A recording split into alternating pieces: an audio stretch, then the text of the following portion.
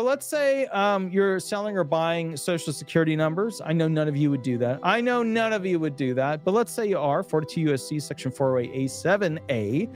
That's up to 5 years. Can I be honest with you about that one? If you are selling or buying social security numbers, how is that not like 10 to 15 to 20 years? Right? Because like everybody's like, well, we got to protect social security numbers. But then they're like, yeah, but if you're caught eBaying them on the dark web, yeah, we'll give you about 5 years. Give you about 5 years, right? Or less, depending on, where we're at with it.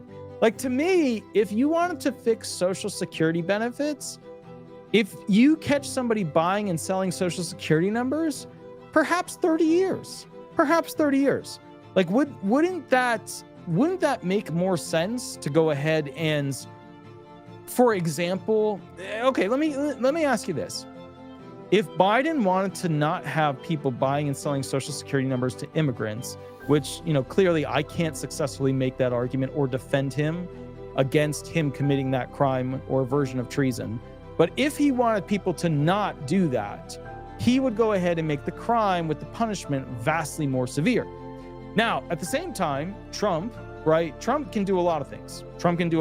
Like, for example, there's so many things Trump could do, but he hasn't gotten there, he hasn't done them, or he will never do them. But he could take, for example, the selling or buying of social security numbers, 42 USC section 408A7A, and he could take that 5 years and make it a 30-year crime.